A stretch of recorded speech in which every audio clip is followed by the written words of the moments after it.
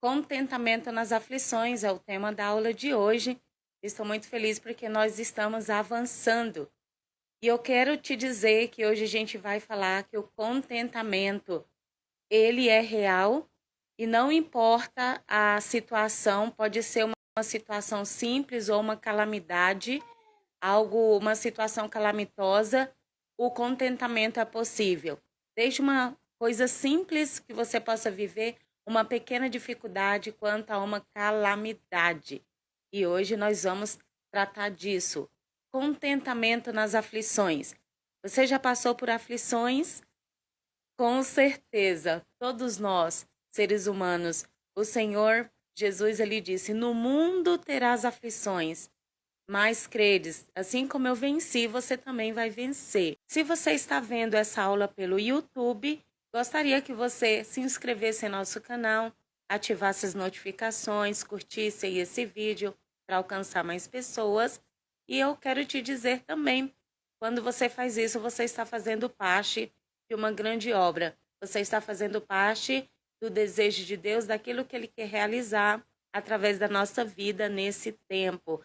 Então, que Deus te abençoe quando você estiver aí contribuindo com este canal. Feche seus olhos aí onde você estiver, vamos orar ao Senhor. Pai querido, em nome de Jesus, te damos honra, glória, louvor nesta manhã, onde já estamos aqui para prestar ao Senhor adoração através da nossa vida, através daquilo que o Senhor colocou em nosso coração para a gente estar pregoando, para a gente estar ensinando, para a gente estar edificando os corações das pessoas. E o que te pedimos é que o Senhor continue edificando o nosso coração e continue nos usando como vaso de barro em tuas mãos, para que a gente possa vencer e para que a gente possa avançar em ser tudo aquilo que o Senhor nos fez para ser. Use nossas vidas por inteiro. Em nome de Jesus, esta é a nossa oração. Amém, Senhor. Amém. Deus te abençoe em nome do Senhor Jesus. Certo? Na aula passada, nós estudamos sobre as dificuldades de um vaso de barro. E o vaso de barro, no caso, somos nós viemos do pó para lá, nós vamos voltar. Portanto, isso é uma realidade. E o vaso, ele é frágil por si só. E entendemos que essa fragilidade é que para onde o Senhor depositou os seus tesouros, os tesouros mais assim inestimáveis, para que a gente não possa buscar força desse vaso de barro, mas buscar força em Deus. Depender de Deus em toda e qualquer situação. Fazendo isso, nós vamos estar dando toda a glória a Deus. E Deus não divide sua glória com ninguém. Então, certo é que passamos por dificuldades e essas dificuldades são necessárias para nos forjar, nos ensinar, nos treinar. E essa é a melhor forma da gente enxergar as circunstâncias, enxergando dessa maneira, desse ponto de vista espiritual, porque não pode ser carnal, porque quando temos uma visão carnal, vamos produzir somente frutos carnais. Então é necessário que possamos enxergar com os olhos espirituais toda e qualquer situação, inclusive as aflições em que passamos ao longo da nossa vida. Portanto, precisamos estar atentos a todas as circunstâncias possíveis e enxergar o que o Senhor quer nos ensinar através delas. E eu preciso que você, em tudo isso, possa considerar Jesus, porque o nosso estudo é todo baseado na Palavra de Deus, nas Sagradas Escrituras. Eu preciso que você observe Jesus nos evangelhos, como que ele fazia, como que ele reagia diante das aflições. Porque nada melhor do que Jesus, que passou por tantas aflições, para nos ensinar. E o próprio Jesus, que passou por todas essas aflições, para quem conhece, nós vamos estar celebrando a Páscoa, morte e ressurreição de Cristo. E assim a gente entende que ele passou por muitas aflições.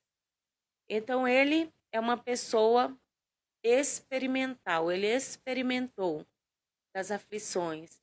E ele chega e fala para a gente: não temas, no mundo você vai ter aflições, mas credes em Deus, credes em mim.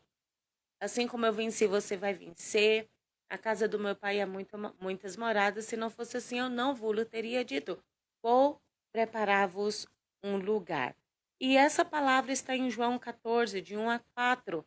Eu vou ler para você na íntegra. É onde a gente vai basear nossa aula de hoje, certo?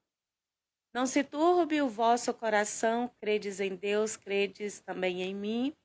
Na casa de meu pai há muitas moradas. Se não fosse assim, eu vos teria dito, pois vou preparar-vos lugar. E quando eu for e vos preparar lugar, voltarei e vos receberei para mim mesmo, para que onde eu estou estejais vós também, e vós sabeis o caminho para onde eu vou. Aqui nós podemos entender que o sofrimento não é pecado. Muitas vezes as pessoas, né, e antigamente as pessoas tinham um entendimento, inclusive lá no Velho Testamento, de que quando a pessoa era acometida de uma doença, por exemplo, a lepra, que era bem comum naquela época, inclusive o leproso, ele ficava nas cidades de refúgio, ele, na verdade, ficava afastado das cidades, ficava em um lugar reservado, separado para eles, um lugar isolado também, e ali eles eram tratados. Eles não podiam se misturar por causa da lepra. E muitos tinham que a lepra, a pessoa tinha lepra porque alguém tinha pecado, aquela pessoa tinha pecado, alguém da sua família, inclusive eles falavam os pais, né? Porque os pais pecaram. No entanto, a gente, através de Jesus, através da graça, a gente entende que o pecado, sim, é uma lepra que assolou a humanidade através da queda de Adão.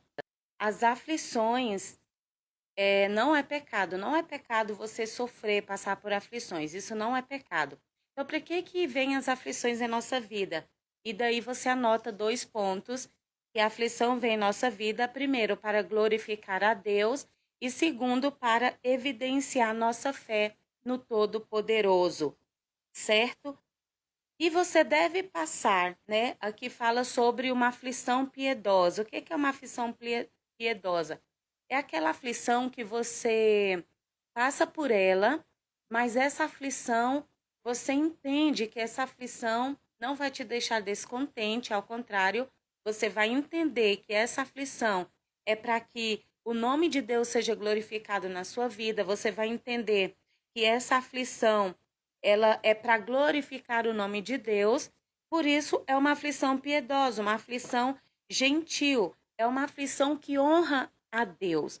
Eu não sei se você teve a oportunidade de passar em algum velório, você tentar consolar uma pessoa. Aquela pessoa está passando por uma aflição, por uma perda. E o que que acontece? Tem pessoas que você vai para consolar e, na verdade, elas que te consolam. Você já passou por isso? A pessoa passa por uma luta e você vai lá tentar dar uma palavra, tentar consolar ela, e, na verdade, você que sai consolado. Diferentemente, existem aquelas pessoas que você tenta consolar, mas não tem jeito. Você não consegue, tem um ambiente, tem um espírito que não, você não tem abertura ali para você consolar, porque as pessoas, você tenta consolar e a pessoa vai te dizer: "Ah, você não imagina o que eu estou passando. Você não sabe o que eu estou passando", né? Você pode falar isso, mas só eu sei o que eu estou passando. Então tem esses 2 tipos de pessoas. Aquela pessoa que você vai consolar e você sai consolado, e aquelas que você pode tentar de inúmeras formas consolar e você não consegue. Por quê? Porque a aflição dela não é piedosa, né? Não é uma aflição, digamos assim, que gentil. Então, acaba sendo muito difícil, certo?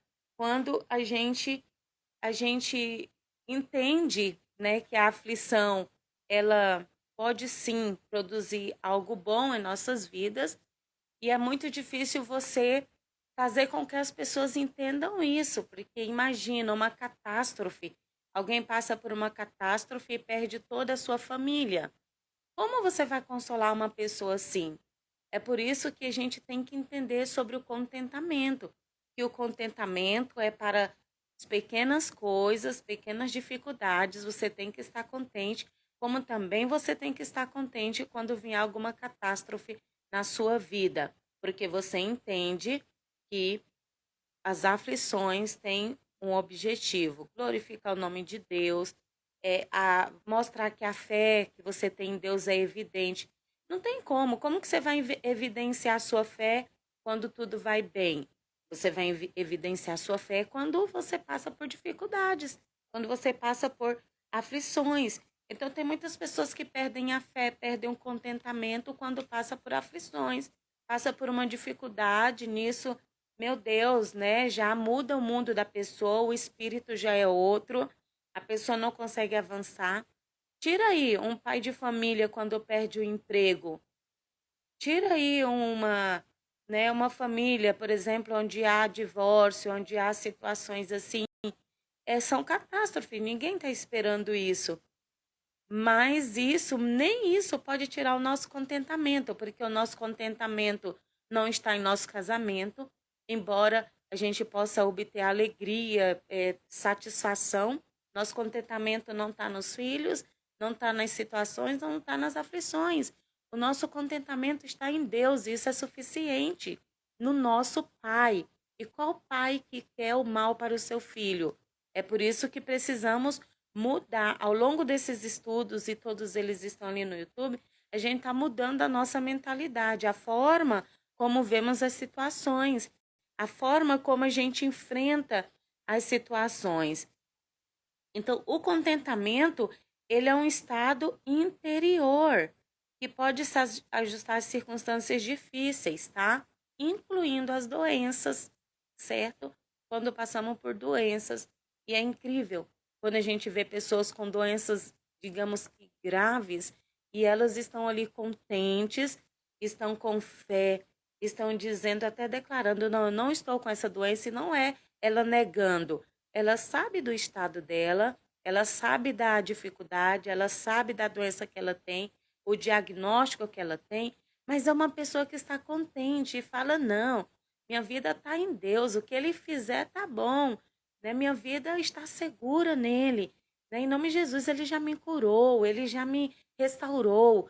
Nosso Deus, é tão incrível quando você encontra com pessoas assim. Por quê? Porque o contentamento está dentro de nós.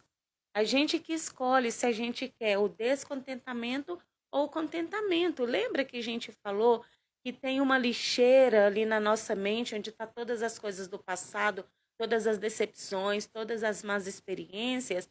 Acontece que muitas vezes nós levamos uma vida de descontentamento porque ficamos visitando essa lixeira o tempo todo. Então é preciso uma mudança de mentalidade para que a gente possa, de uma vez por todas, estabelecer um estado de espírito, um estado interior de contentamento em todas as situações.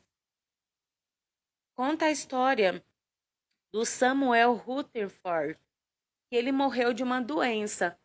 E olha só o que ele falou. Ele disse assim, momentos antes da sua morte.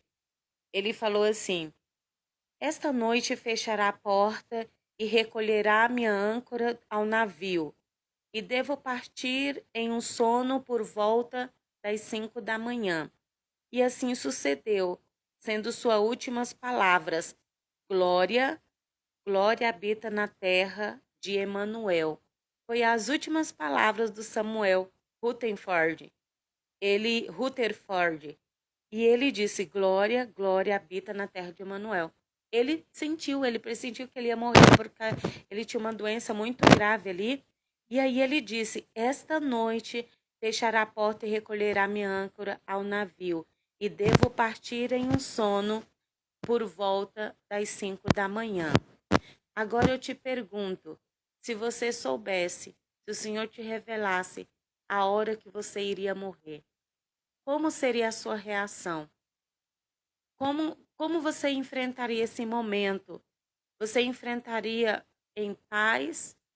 Teria uma morte tranquila? Ou esse momento seria um momento angustiante, um momento de sofrimento, de muita dor? Como você reagiria se você soubesse assim, e você iria, sei lá, morrer, partir daqui a algumas horas, como que estaria o seu estado de espírito? Você estaria em calma, com a vida totalmente contente, segura em Deus? Então eu gostaria de te falar, dependendo, né, é impossível da gente imaginar essa situação, eu sei disso, porque ninguém de fato está, digamos assim, entre aspas, preparado para esse momento, porque ninguém quer morrer. Na verdade, o nosso desejo é de encontrar o Senhor Jesus, de estar com Ele na glória, mas ninguém diz, ai, a não ser que tenha algum problema psicológico, alguma dificuldade, possa sim desejar a morte, mas o normal não é desejar isso. Então é muito difícil a gente imaginar essa situação. Mas o que que nós precisamos entender nessa aula? Que nós também precisamos estar preparados para esse momento. E a vida de contentamento que a gente leva vai determinar esse momento, como nós vamos passar por eles, por esse momento. Porque se nós levamos uma vida de descontentamento, de desgosto, aquele espírito sempre para baixo, de tristeza, de sofrimento, se a gente não busca o contentamento, quando chegar esse momento na nossa vida que todos vão passar por ele, a não ser que Cristo já venha antes disso, eu preciso te falar que vai ser um momento, desculpa, muito angustiante, muito mais difícil, tá? É por isso que nós precisamos preparar para esse momento, porque quanto mais a gente pensa nisso, mais a gente tem que tomar posse da promessa de Deus, daquilo que Ele tem para nós, não só nessa vida, o que Ele tem não só para a gente hoje, mas para a vida futura, para a promessa que Ele tem para nós, certo?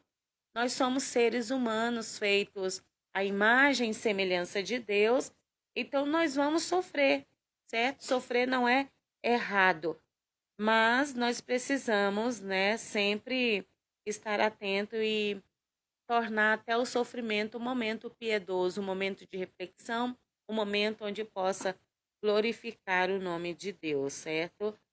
E nesse momento, a gente sabe, passamos por dificuldade, a gente tem que correr para aquele que passou por isso e para aquele que prometeu consolo para nós. Senhor Jesus, antes dele partir, ele falou: Mas eu estou deixando o consolador com vocês. No mundo vocês vão ter aflições, mas vocês não vão estar sozinhos, vocês não vão ficar sozinhos. Eu tenho um consolador para vocês, que é o Espírito Santo de Deus, em nome de Jesus, é a quem a gente deve recorrer, certo? Então foi isso que a gente viu na nossa aula. Devemos glorificar Deus em todas, não algumas, em todas as coisas, mesmo em meio às aflições, às frustrações, às dificuldades, certo? Devemos sempre agradecer a Deus por tudo, tudo, porque uma marca do contentamento é a gratidão. Por isso você deve agradecer a Deus por tudo em sua vida. Isaías 53 vai dizer assim, Isaías 53, versículo 3. Ele fala: o homem de dores e que sabe o que é padecer.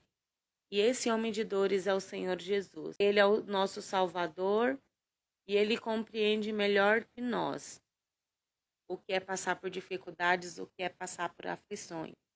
Então não podemos, né, recorrer a outras coisas que não seja o Senhor Jesus e a outras coisas que ele nos oriente. No meio de uma tribulação é fácil pensar que ninguém mais compreende ou sente a nossa dor. E isso é verdade. Mas como que eles poderiam sentir a sua dor? Você sente as dores e os problemas de todo mundo? Lógico que não. Você sente os seus, portanto é importante saber que você tem um Salvador que tem compaixão. Você se desviar o olhar de si mesma para fora de seu problema e encontrar ajuda que vem dele é necessário. Saber que Deus é soberano sobre todas as coisas o tempo todo é uma doutrina doce. Não existe nada fora de seu controle, nada fora de seu perfeito propósito e plano. Ele governa o mundo, ele faz todas as coisas bem e ele está preparando um lugar para nós.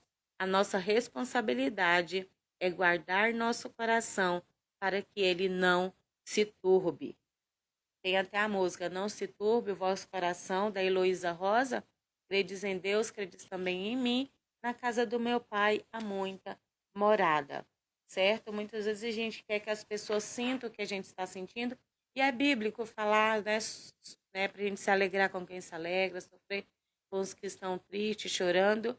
Mas a gente pode tentar fazer isso, mas a gente nunca vai sentir a dor do outro, que o outro está passando profundamente, mesmo porque a minha forma de ver a dor é de uma forma, a sua forma de ver a dor é totalmente diferente, porque conforme a nossa experiência, conforme a gente encara a vida e o mundo à nossa volta, certo? Eu posso ver de uma forma a mesma coisa, e você pode ver a mesma coisa de outra forma totalmente diferente. Eu posso ter um arranhadinho e eu posso, ai, doeu demais. Você pode ter um arranhadinho e você diz, ah, não foi nada. Isso não foi nada, né? Porque às vezes você já passou por coisas tão mais difíceis, então passar por um raladinho, arranhadinho não é nada. É por isso que a gente deve respeitar as pessoas. Às vezes as pessoas passam por algo que a nossa vista é simples, mas para ela não é simples, para ela é muito profundo. Às vezes as pessoas passam por uma ansiedade, uma depressão, e às vezes, quem não já ouviu? Ah, isso é falta do que fazer e tal, e não é, entende? É a sua forma de ver e de enfrentar isso, mas a forma que o outro vê e que o outro enfrenta isso é diferente. Então a gente precisa respeitar a aflição do outro, sim. Precisamos buscar consolá-lo, sim. Nunca vamos sentir o que ele está sentindo, porque eles também não vão sentir o que a gente está sentindo, né? Mas nós sentimos o que nós sentimos, nós sabemos o que passamos, nós conhecemos as nossas dores e o Senhor Jesus muito mais, porque o que ele passou, todas as dores e aflições foi em nosso lugar, então ele sabe muito mais. Assim que nós encerramos a aula dizendo: não importa a aflição que você passe, pode ser da mais simples, a mais extrema, a uma calamidade. Fique em paz, guarde o seu coração, não deixe que o seu coração se turbe. Credes em Deus, crê em Deus, tenha fé. Deus tem o controle de todas, mas todas as coisas. O homem pensa que tem, mas não tem. Deus é quem tem.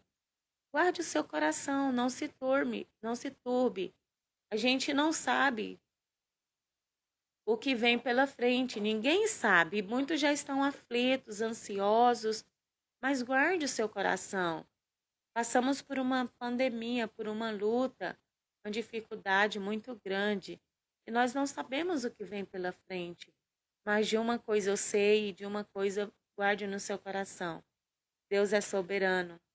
Ele tem o controle de todas as coisas, sobre todas as coisas, e nada é fora do seu propósito eterno. Amém? Muito obrigada se você viu essa aula até aqui. Espero que tenha edificado o seu coração. Um beijo de luz aí na sua vida. Guarde o seu coração, porque dele procede fonte de vida. Um abraço e até mais. Deus te abençoe.